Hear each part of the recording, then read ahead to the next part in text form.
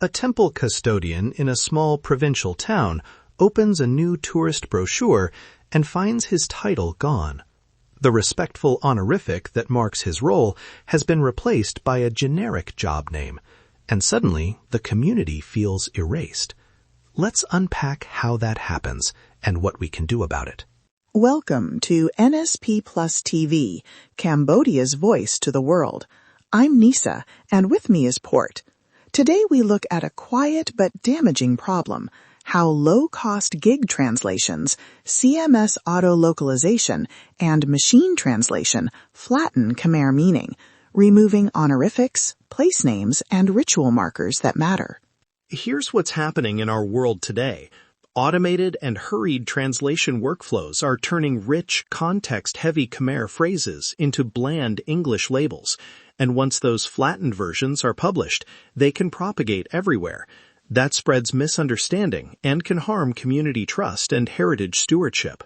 Quick safety note before we begin. If you plan to send us examples or files for review, follow a strict redaction checklist. Remove personal IDs, payment details, and anything that could identify an individual without consent. We will explain a secure intake method later in the show. Let's break this down clearly. First, freelance gig translators often work fast and are paid per word. Second, content management systems can auto-localize fields during syncs. Third, machine translation tools try to guess meaning and often drop cultural markers like honorifics. Combined, those pressures produce errors that are small on their own, but long-lived once published. Here's the practical part. We'll walk 3 anonymized cases: a brochure, museum captions, and a CMS sync. For each, we'll explain what went wrong, how it spread, and what a safe, community-centered fix looks like. Case Study A, the brochure drop. Imagine a tourism bureau sends a brochure to a low-cost translator. The translator translates titles and ritual phrases to quick equivalents. The temple custodian's honorific disappears and becomes staff. The brochure goes live, tour operators copy it, travel platforms re-upload the text, and suddenly the respectful title is gone from public view. That change might feel small to someone in a hurry, but to the community, it signals erasure. Visitors read official materials and form assumptions. The custodian loses recognition. Relationships between stewards and institutions fray.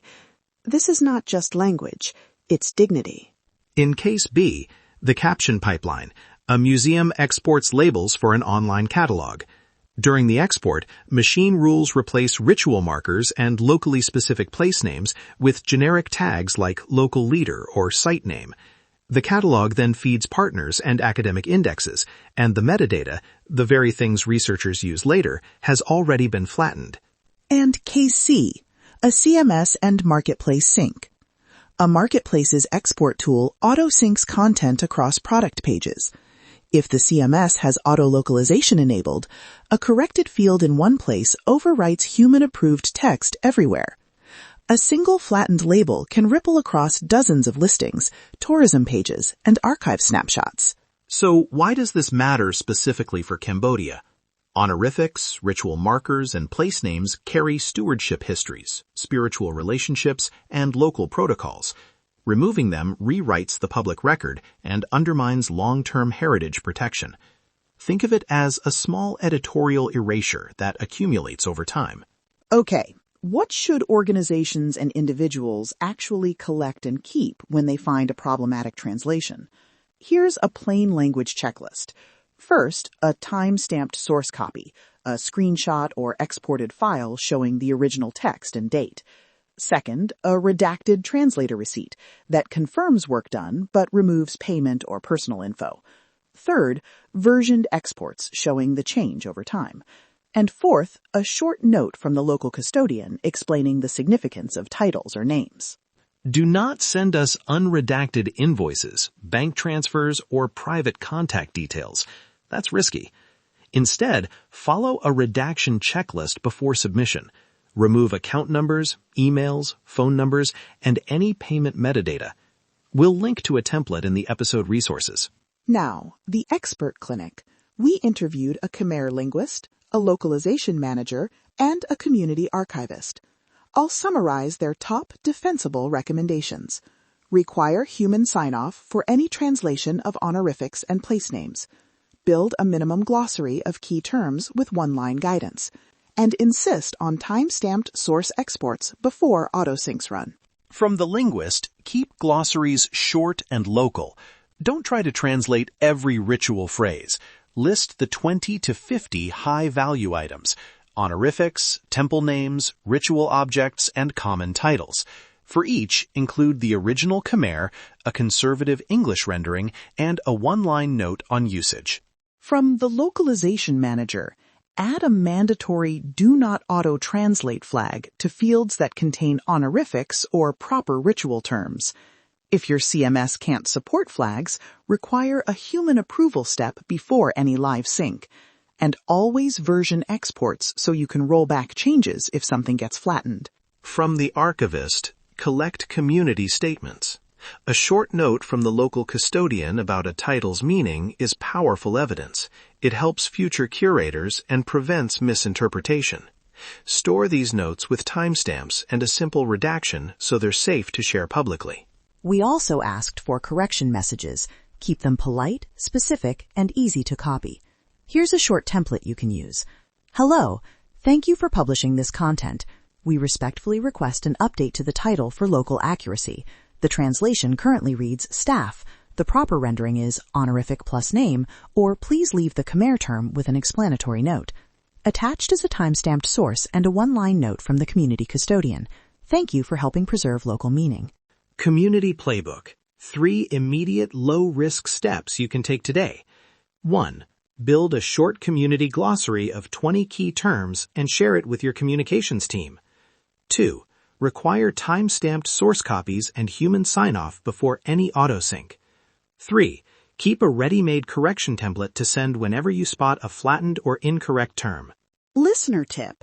We received an anonymized report from a tourist guide who found multiple listings using a single flattened translation.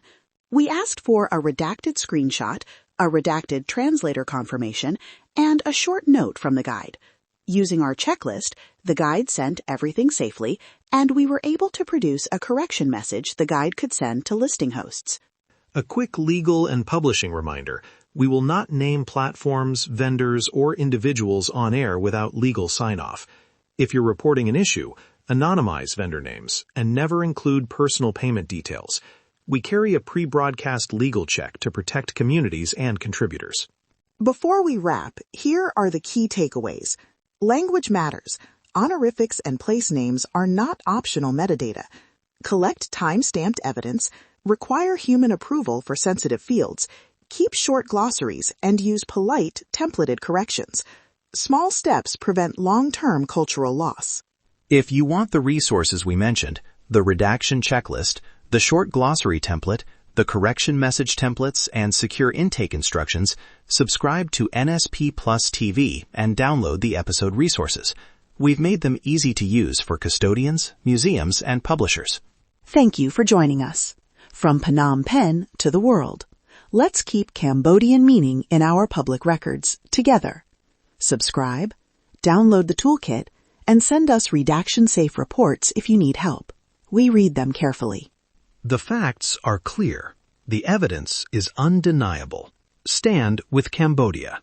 Until next time, this is NSP Plus TV. Your news made simple. Your world explained.